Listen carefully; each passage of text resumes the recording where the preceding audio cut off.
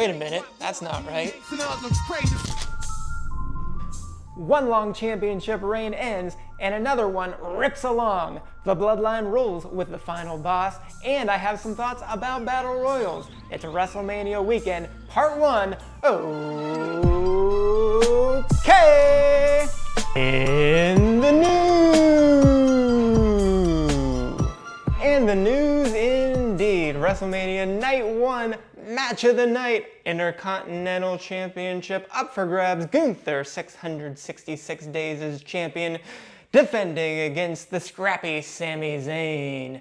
Now, Sami has been on quite a roller coaster ride over the last several months. He's 5-5 in TV singles matches in 2024. He's been up and down, but he got help from Chad Gable. And Gable knew just what to do. You always have a game plan until you get hit in the mouth. But in this case, instead of getting hit in the mouth, it was getting chopped in the chest. And Gunther eventually did plenty of that. Sami was able to first miss a whole bunch of them off the bat, but once Gunther made contact, he did it over and over and over again. You never know quite with Gunther. He's got all these different moves that you don't know which one of them he's going to use on a given night for a finisher. But on this one, it wasn't any of them. Sami just kept getting up and up. Gunther would go with power bombs. He'd hit Tyrannosaurus Rex drop kicks. He would hit clothesline after clothesline. But Sami was resolved and just kept getting back up. Now Sami eventually hit a haluva kick of his own, but just for good measure went for a second straight one. But Gunther was not going to have any of it. So when he avoided the second one, he took complete control of the match, landing 2 straight splashes, laughing and mocking Sami's wife. But when Gunther went for that third splash, Sami had found a way to get up off the mat and land a haluva kick of his own. And out of nowhere, Zayn hit a brain buster into the turnbuckle. And just for one final finishing blow, Sami hits one more haluva kick, gets the 3 count, 1, 2, 3, and for the first time in 666 days, you've got a new Intercontinental Champion. That was Gunther's first time being pinned on the main roster and just his second overall loss after losing to Gable by countout in August. Now for Sami, this will be his 4th Intercontinental title reign. His last one back in early 2022. In our next match, we go to the opener for WrestleMania Saturday, Rhea Ripley versus Becky Lynch. Now Rhea on an absolute tear, as everyone knows.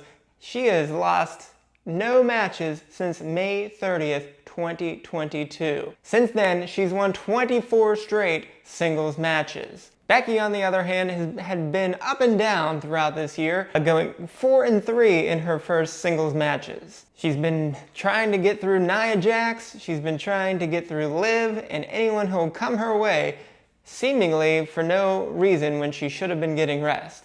That said, speaking of getting rest, Becky needed it all week as she was apparently suffering from strep throat. Now the match started off very slowly paced, and maybe part of that had to do with Becky's health. Part of it may have had to do with Rhea's left wrist, which she had been covered up all week for whatever reason. She said it wasn't a big deal, but who knows? Becky made sure to try to attack it early.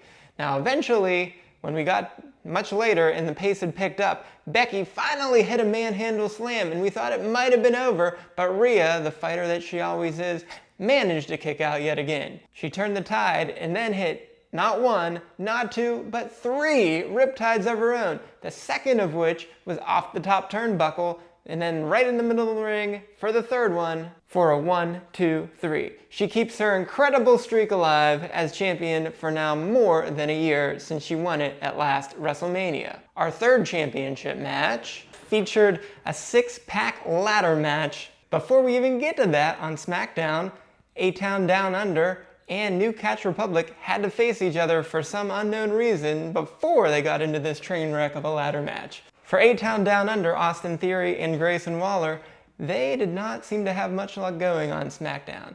First, they were chasing Kevin Owens and Randy Orton all around the sports complex from the arena to the stadium and then back again, where they got outwitted at every step along the way, and for just good measure, Orton and Owens hit their finishers on them. And then after that, they had their match against New Catch Republic that didn't go any better for them. Waller got countered by Bate from a rolling stunner attempt, and then both members of New Catch Republic turned that into the Birminghammer to get the pin. And just when they thought they were done, all 5 members of the Judgment Day came out and attacked not just Waller in Theory, but also the New Catch Republic, setting the stage for just an absolute mess for Saturday night.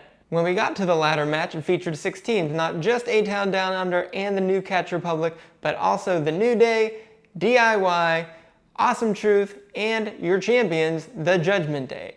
Now, Balor and Priest had to put both titles up for grabs, and as always, there were plenty of highlights to go around for a ladder match. Early on, we had Tyler Bate doing a helicopter spin on Finn Balor while Balor was holding a ladder. For some reason, Truth thought he needed to get a tag to come into the ring during the ladder match, but The Miz obliged him and made the tag, and it worked because Truth hit the 5 moves of doom, including the AA on Finn Balor onto a ladder. DIY with their DX persona, Gargano was able to tune up the band, and then Ciampa was able to land a pedigree. Later, Gargano nearly killed himself by landing a slingshot DDT onto Bate through a table on the outside of the ring. Later on, JD McDonough, as you knew he would, he made sure to come into the ring, and he landed a Devil's Inside on Truth to stop him from climbing a ladder. But, as always, JD also got the worst of it because the New Day was able to push McDonough off a ladder and threw 2 tables on the floor. In a very inexplicable move, I guess Truth for some reason had a momentary lapse and thought Damian Priest was his partner and he was still in the Judgment Day, as he very casually handed a ladder to Priest to help Priest climb the ladder. But it didn't matter, Truth figured it out pretty quickly right after that, and he was able to AA Priest to the floor. But what happened in the match? Well, fairly early on, we had the first title changing hands when A-Town Down Under grabbed the Smackdown tag titles. But the match continued because no one had yet grabbed the Raw tag titles. And then after Truth hit Priest with the AA, he made his way all the way up to the top and grabbed the Raw tag titles so that he would win his first ever WrestleMania match after previously being 0-7 and also winning tag titles for the first time in his illustrious career. So for the Judgment Day, that was Balor and Priest's first loss as a tag team since they regained the titles back on October 16th against Jey Uso and Cody Rhodes. They had won 9 straight matches leading up into this one. For A-Town Down Under, that's their first SmackDown tag titles, and they improved to 3-2 in televised matches this year. For the Awesome Truth, as I mentioned, it's their first tag titles ever, and they improved to 3-1 since reforming as a tag team after they broke up in November of 2011 after losing to The Rock and John Cena. But on top of these 3 matches, we also had 3 non-title matches for day 1. And the first of those was Rey Mysterio and Andrade taking on Santos Escobar and Dominic Mysterio. Now that changed because of SmackDown 2. We had seen backstage that Dragon Lee, who was supposed to be in this match, got knocked out. Rey and Zelina made their way out to the ring for Zelina's match against Elektra Lopez of Legado del Fantasma. And that match went about as you would expect too, as Dominic and Andrade accompanied Escobar and Lopez to the ring. Dom, during the match, distracted Zelina and the ref that quickly caused Elektra to be able to hit the electroshock finisher and beat Zelina. Now that dropped Zelina to 0-6 in singles matches since her last win on August 1st, 2023. But for Elektra, congratulations to her. She's now 1-0 in singles competition on SmackDown. Immediately after the match, as Rey was attending to Zelina after taking the finisher, Dom couldn't help himself and started attacking his father. And then Escobar and Lopez also joined in on beating them up. However, Andrade didn't see things quite the same, and he ended up turning his back on Legado, took them out and cleared the ring. So Rey, Zelina, and Andrade were in the locker room when a ref came backstage and told them that Dragon Lee would not be cleared in time to participate in the WrestleMania match the next day. At that point, Rey wasn't exactly sure what to do. For some reason, he has plenty of other LWO members, But still, Andrade immediately volunteered to help out, and he replaced Dragon Lee in the match. So we finally get to the match on Saturday night, and for some reason, very surprisingly, it was a very slow pace to start the match. All throughout the last several months, we've seen the LWO and Legado del Fantasma have very high-flying, fast-speed matches that were just incredible to watch. For some reason, this one took a different tenor. Maybe it was because of the family feud between Dominic and Rey. Not exactly sure, but for whatever reason, that's the way it went down. After several minutes, as we knew it would happen, we would have interference when Berto interfered by grabbing Rey's legs off the top rope. And then from there, we saw everything break down. All the members on both sides started fighting, including an incredible slingshot move where Carlito and Del Toro flung Joaquin Wilde through the air and knocking out Angel and Berto. At that point, Dom grabbed a steel chair and was going to take it into the ring and just beat down everyone in the LWO. However, two masked luchadors came out of the crowd and they were able to grab the chair from Dom and slam him into the ring post. Now, one would say that probably should have been a DQ, but I guess the ref didn't see it. So the match continued, and then Rey was able to line it up and hit a 619 on both of his opponents, and then Andrade hit a message, and Rey got a final splash on Escobar to get the pin and the win for the LWO. Our second of the three non-title matches was another blood feud, this time between brothers instead of between father and son. Jimmy and Jay squaring off one-on-one. Now, on the night before on SmackDown, Solo Sikoa went for an early Samoan spike that Jay was easily able to avoid, and then turn it into two super kicks, a spear, and an Uso splash to go for the pin. But of course, as Jay was going for the pin, Big Brother Jimmy broke it up and stopped the count. Jimmy jumped on him and kept punching him before he held him up for Sikoa to hit a Samoan spike. But just as Solo was about to hit it, we heard Cody Rhodes music, and Cody and Seth Rollins ran out to help Jay. And for their troubles, both Jimmy and Solo were hit with everybody's finishers, and Cody even took off his belt and used it as a whip, just as The Rock had done to him on Monday Night Raw. And that was our ending to Friday Night Smackdown. For Solo, that dropped his record to 0-4-1 in singles matches since he beat John Cena way back at Crown Jewel. And it gave Jay a little bit of momentum to face his brother the next night. Once we got to the match, Jay couldn't help himself and dove over the top rope to gain an advantage and start beating his brother. After a quick flurry where Jay threw Jimmy into the post twice, he seemed to really slow down like he had gotten injured. He was able to continue, but Jimmy took big advantage of this and was able to hit at least 5 super kicks on Jay. However, Jay was able to come back, and we had a little bit of back and forth in a super kick fest where everyone was connecting on the big kicks time after time. And just when Jay had finally appeared to have the better of it, he was going in for one more final super kick when Jimmy put up his hand and said he was sorry and he was wrong about everything. Jay seemed to take pity on him, and that was the moment when Jimmy took advantage and showed that it was just a ruse and hit him with a super kick and then an Uso splash. Somehow Jay was able to kick out of this, and he turned the tables and was able to hit a spear and then an Uso splash and get the pin on Jimmy and be the winner of this brotherly feud. Now that gave Jay his 3rd straight win and improved his record to 4-2 in one-on-one competition in 2024, so hopefully he'll be able to move on and go for a title shot in the near future.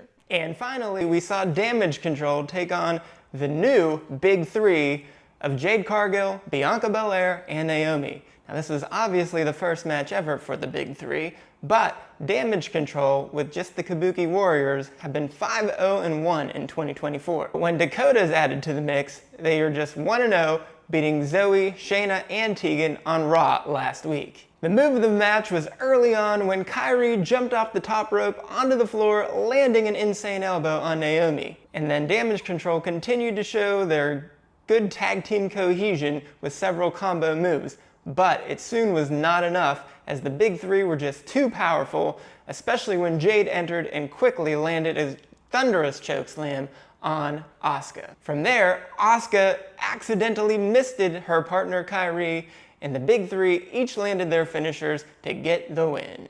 And finally, that led us to the other bloodline-related match in our main event of the night, in the most important tag team match of all time. And you know who that featured? Roman Reigns and the final boss, The Rock, versus Cody Rhodes and Seth Rollins to determine if Sunday's main event would be contested under bloodline rules or if it would be a fair fight. And you know the bloodline, certainly it would not be. Even though the two sides took about forever to eye each other up, just staring at each other across the ring for what felt like 10 years, once they got going, it was non-stop action for about an hour. We had fighting up the ramp, we had fighting out in the WWE universe, we had chairs, we had tables, we had just about everything you wanted to see in this one match. But how do we have all of that? Because The Rock made it very clear that he is the final boss. He told the ref under no uncertain terms that if he counted, if he disqualified anyone, he was going to be fired.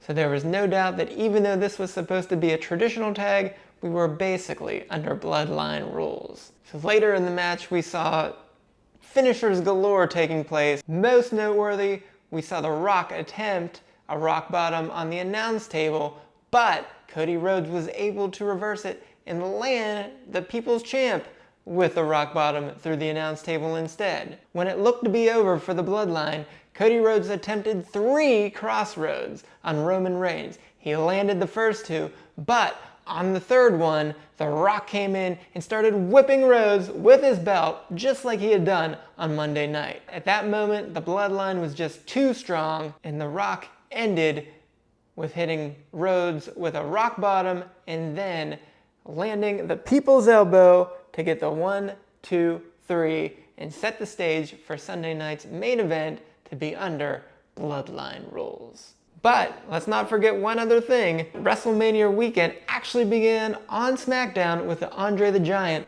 Memorial Battle Royal. Now, unlike the Royal Rumble, the Battle Royal was super fast, with men getting thrown out left and right in no time at all. So we'll cut almost straight to the end, but we do want to note first that Omos, you would think who would be the heavy favorite in this type of match, must have a really sweet gig, because he only shows up when something royal is involved. He's only been in 2 matches this year, this one and the Royal Rumble.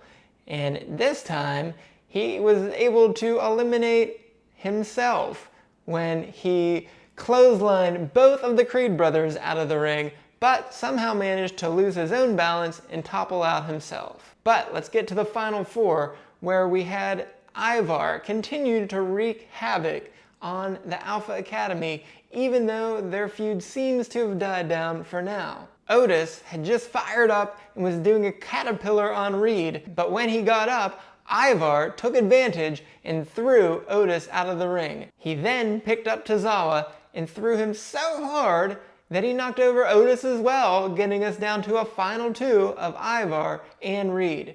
With these 2 meaty men in the ring, it was quite a sight to see, one that we have seen on Raw before, but it never quite gets old. And Ivar showed up some really great athleticism in this final 2, but it wasn't enough, as Reed eventually clotheslined Ivar to win. And that's our recap for the week. So okay, with 3 title bouts on Saturday night, our big question is, who's next? So, who's next for the Women's World Championship now that Rhea Ripley has successfully defended her title and has now been the champion for over a year? So, as you might not be surprised, it's pretty hard to find any woman with momentum on Raw. Rhea has wiped out everyone that has come her way. So, our first potential top contender. It may be a little bit surprising after the results Saturday night, but it's still Becky Lynch. She may have just lost, but she is 4-2 in singles matches since the Royal Rumble, including getting a big win at the Elimination Chamber and finally getting a win against the next person on this list.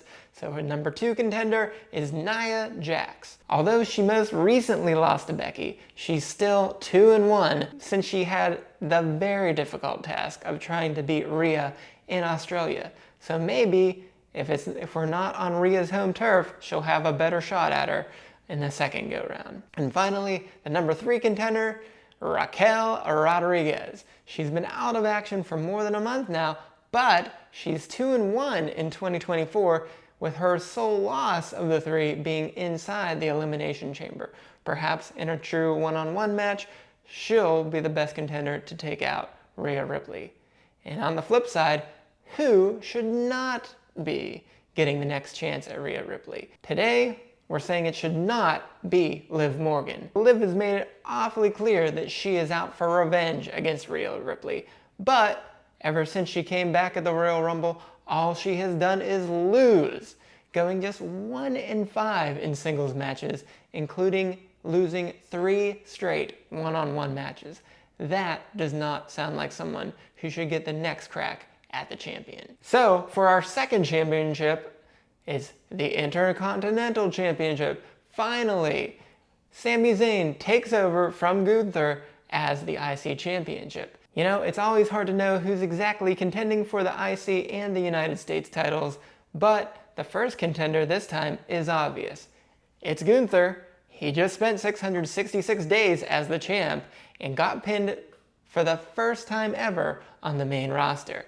If he wants this title back, he absolutely should get the first crack to lash back and get it from Sami. Our second pick is Ricochet. He may only be 3-3 since the Royal Rumble, but those 3 losses are all in multi-person single matches, making him 3-0 in one-on-one matches. Certainly if he's 3-0 there, he'd have a great chance against Sami. And our last contender, who just won the Andre the Giant Memorial Battle Royal, is Bronson Reed. He and Sami are 1-1 in the 2 weeks leading up to WrestleMania on Raw. So they have a little feud going on right now, and you get to add the Battle Royal win on top of that. If that win doesn't earn him an IC title shot, I don't know what it's good for. So the third title match was for the undisputed tag team titles. However, those titles got split and now we have 2 new champions. So first, let's talk about the Raw tag team titles that the Awesome Truth, R-Truth, and The Miz just won. The first contender is obvious, the Judgment Day, but it has to be Priest and Balor, who had won 9 straight matches since losing the titles back on October 7th to Rhodes and Jay. So if they want another shot at the titles, they absolutely should get it. Our second contender, DIY. We don't have a lot of great records here because the Judgment Day had been so dominant during this most recent run, but DIY is still 3-1 in 2024, so we think they'd be a great choice for another shot. And then our third choice is the New Day. Not only are they one of the greats of all time, but it's not so much that, it's more that they've had bad luck more than anything, and they have been 4-2-1 in traditional tag matches since returning in August of 2023. They are, however, weighed down by going 0-3 in multi-team tags, but since no one else has really stepped up on the Raw side of the tag division, we're going to give them the number 3 contender spot. Now, who shouldn't this be? The Judgment Day. Yeah, I know, I just said the Judgment Day was the number 1 contenders, but that is Priest and Balor. Now, specifically here, I'm talking about Dom and JD McDonough. Amazingly enough, they are 0-5 lifetime as a tag team. It seems like they just can't get anything done. I'm amazed that Rhea still wants to be around Dom. I'm amazed that Priest can put up at all with these 2 guys. 0-5, they don't deserve a shot at this. If Finn Balor wants to step in for one of those 2, I think we need to start over and start the clock, and they're gonna have to go through a couple matches before any other combination of the Judgment Day is able to step up and challenge for the titles. But of course, We want to see Priest and Balor go for it one more time. So finally, the SmackDown tag titles. A-Town Down Under, Austin Theory, and Grayson Waller are your new champions there. So who are our top contenders? First off, for the same reason, the Judgment Day. They were so dominant. If they want another shot at this title as well, they can have it. It might be hard. Maybe they'll have to do 2 matches in one day at Backlash. Who knows? But if they want another shot, give it to them. Our second contender, the new Catch Republic. Amazingly, they've been great. They are 8-2 in 2024, including that win on SmackDown on Friday against the brand new champs. And in fact, their only 2 losses this year have been when they've had a shot at the titles. Now you might say maybe they don't deserve another shot at the titles, but the 8-2 record is so overwhelming, and with their win against Theory and Waller, they should definitely get a shot. And finally, the third contender is a little bit tough one, but we're going with Legado del Fantasma. And we specifically mean Angel and Berto. We may think the LWO has had their number a little bit, but surprisingly enough, Angel and Berto are 2-1 in traditional tag matches in 2024. So, if not the new Catch Republic, why not Legado del Fantasma? Finally, that takes us who shouldn't it be? And for the same reason we said we're gonna stick with the same team, the Judgment Day of Dom and JD. So there you have it. That's who's next. Now that leads us to everyone's favorite segment, what were you thinking? Okay. On this week's segment of What Were You Thinking, we go to the Andre the Giant Memorial Battle Royal. Let's set the scene. First, way in the back here, we have Big Omos being really mad that he just eliminated himself by falling over the ropes himself, and he's throwing the Creed brothers up against the barricade, just looking real mad. And over here, on the outside of the ring, on the apron, we've got Joaquin Wilde looking really tired while he's checking it out, just leaning over. And then on the inside of the ring, we have very similarly, but a lot bigger, Big Bronson Reed at 330 pounds, just leaning over, looking like he's really tired. Then, for some reason, Joaquin Wilde decides it's a good idea to just get up onto the ring post while Bronson Reed is standing right here on the other side of the ring and looks back, and then he just lets himself get shoved and crash to the floor by Bronson Reed. Reed didn't have to do anything. He just stood here leaning on the ropes. Wilde jumps up here, Reed just gives him a push. That simple. So that we have to ask Joaquin Wilde, what were you thinking? All right, we are now ready for question of the week. And so let's go to our questionnaire, the Sports Zoo. Sports Zoo, what's our question? Doc, here's your okay question of the week. We've seen the men's battle royal continue on WrestleMania weekend every year, but the women's one has gone away. We certainly have a lot of talent on the women's side of the roster that's left off of the WrestleMania card, so don't you think we should bring it back? You know, that is a good question, a very valid question. I'd say, wow, yeah, why haven't we had a women's battle royal in so long? You know, I don't think there is a good reason for that. You're right on that one, Sports Zoo. I mean, we've had the Andre the Giant Memorial Battle Royal every year since 2014, except for the COVID year. Women's, we had its first one in 2018, won by Naomi, who we're so happy to have back now, looking forward to her for Sunday. But we only ever had 2 of them. Carmella won the next year, and then it was 2020, so it was gone for COVID, and for some reason, it's just never came back. I guess last year there was a good reason for it. We had the women's tag showcase match, so maybe there just weren't that many women available, but this year we don't even have that. So a lot of great women are sitting at home. We've got Raquel Rodriguez came back on fire, and she's sitting out. Tiffy Time Why is there no Tiffy time? She's been amazing since she came to the main roster. Who else? The Boat, Natalya, she's sitting at home. Everybody's favorite punching bag, Chelsea Green. How is she not here? She maybe had the most matches out of anyone. I mean, up and down the lineup, you've got other newbies like Ivy Nile and Maxine Dupree. You've had former tag team champions, Carter and Chance. Why are they not here? I certainly want to see them. Meechan's had a really great year. So many talented women. I don't know what to say. There's just not a good reason for it. We need this back at least on WrestleMania Friday night. If we can have the Andre the Giant Memorial Battle Royal on Friday, let's do the same for the women and have their Battle Royal as well. Just a great way to kick off the weekend. All right, thanks Sports Zoo, that was a good question. Now let's end tonight's show with STFs. And finally, let's go to the STFs, suspensions, terminations, and fines. First on SmackDown, we had Kevin Owens and Randy Orton hit their finishers on Waller and Theory, but Logan Paul, Waller, and Theory provoked those two a whole lot during the match, so we're going no fine. Later backstage, we saw Dragon Lee being injured lying on the ground. However, we don't know who did that to him. So for now, no fine. Third, we have Dom attacking Ray right after Zelina and Elektra's match, and then Elektra and Santos Escobar joined in and beat the two of them up.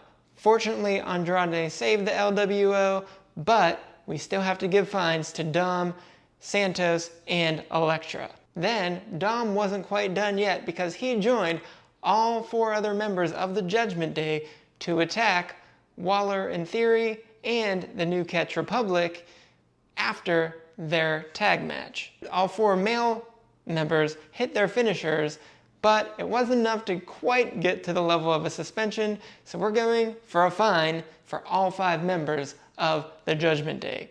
And then lastly, in the main event of SmackDown, we had Jimmy break up the count to get Jay a disqualification win. Jimmy, of course, wasn't done there. He beat up Jay, and Sikoa joined in. So we're going a 1-week suspension for Jimmy, a fine for Solo. And then, fortunately, Rhodes and Rollins came down to save Jay, but they were not permitted to be on SmackDown that night, came without an invitation. So that means those two are getting a fine, even though it was for a good cause. Now let's go to WrestleMania Night 1. First, let's do the 2 matches that have no fines on them. First, the 6-pack ladder match. JD McDonough came out of the crowd and helped out the Judgment Day. However, in that match, everything was legal, so no fine for JD.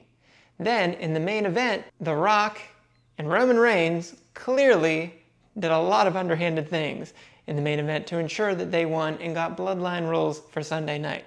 The Rock made the ref well aware of his intentions, and so the ref explicitly allowed everything that they did. Therefore, because the ref allowed it, no fine for either The Rock or Roman Reigns.